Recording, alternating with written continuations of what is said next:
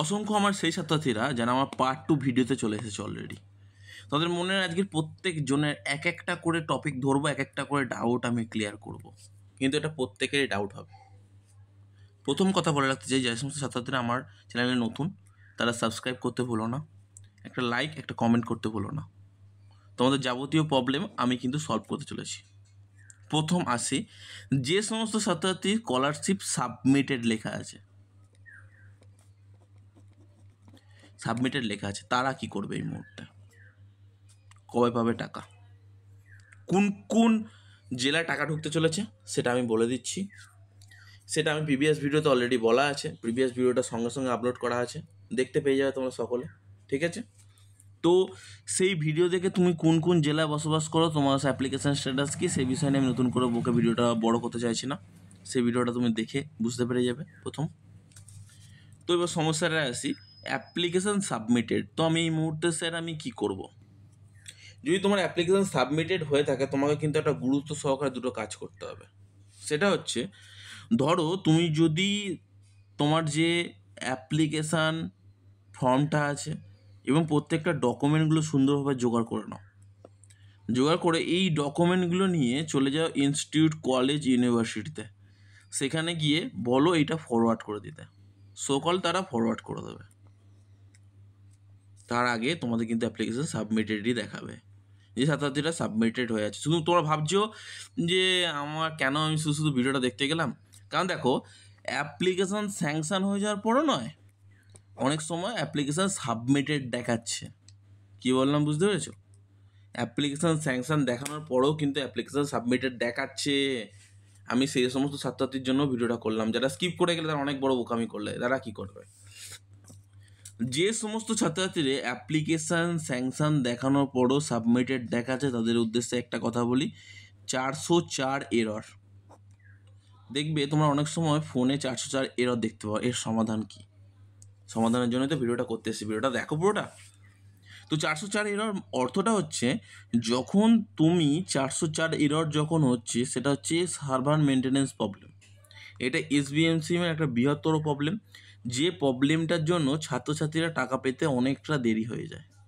তো এই প্রবলেমটার সমস্যার সমাধান হচ্ছে এটাই, 2 থেকে 4 দিন, হার্ডলি 8টা দিন তুমি অপেক্ষা করবে। অপেক্ষা করার পর এসবিএমসিএম পোর্টালে আইডি এবং পাসওয়ার্ড দিয়ে চেক করবে। যদি এটা পরিবর্তন না হয়, তাহলে তুমি এসবিএমসিএম যে হেল্পলাইন নাম্বার আছে, আমি ভালোভাবে বলছি সেটা দেখো, 1800-102-8014। এই নাম্বারে 10টা থেকে 11টার মধ্যে অফিসিয়াল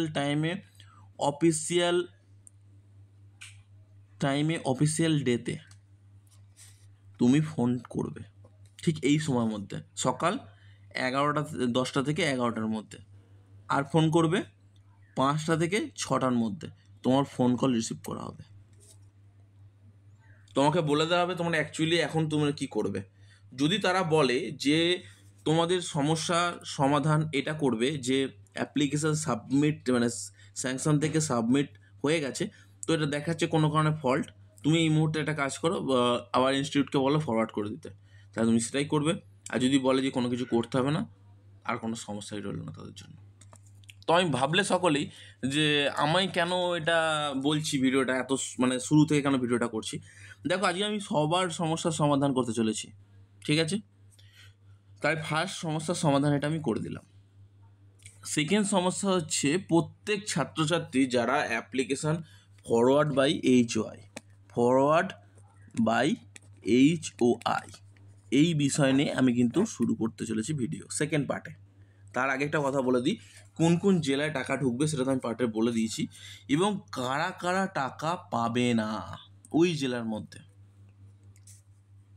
মার্কশিট, ধরো তুমি কলেজ বা ইনস্টিটিউটে পড়ো, কলেজ বা ইনস্টিটিউটে পড়াকালীন তুমি যে মার্কশিটটা পেয়েছো সেটা অরিজিনাল তুমি আপলোড করোনি, তুমি হার্ড কপি না করে আপলোড করে সফট কপি যেটা আছে, মানে যেটা PDF ফরম্যাট বা PPT ফরম্যাট যেটাকে বলে, সেই ফরম্যাট স্ক্যান করে আপলোড করে দিয়েছো। আমি সকল ছাত্রছাত্রীদের কথা বলছি, তোমরা কিন্তু টাকা পাবে না, sorry, I am very very sorry, কারণ তোমাদের অ্যাপ্লিকেশান রিজেক্ট হতে চলেছে, তোমরা কেউই টাকা পাবে না। তো এই মুহূর্তে তোমাদের সমস্যার সমাধান হচ্ছে এটাই, সেই ক্যান্সেল অ্যাপ্লিকেশান বা ক্যান্সেল রেজিস্ট্রেশন যে অপশানটা আছে সেখানে ক্লিক করো, ডাইরেক্ট ক্লিক করো। ক্লিক করে অ্যাপ্লিকেশানটা সম্পূর্ণরূপে চেঞ্জ করো, মানে নতুন করে তুমি অ্যাপ্লিকেশান করো, রেজিস্ট্রেশন করো এবং অ্যাপ্লিকেশান করো, ঠিক আছে? এতে তোমারই যত সমস্ত সুবিধা, ঠিক আছে? তুমি টাকাটা পেয়ে যাবে ব্যাঙ্ক অ্যাকাউন্টে, তোমার কোনো সমস্যা হবে না। আশা করি তুমি বুঝতে পারলে কী বলতে চাইছি। অসংখ্য ধন্যবাদ তোমাকে।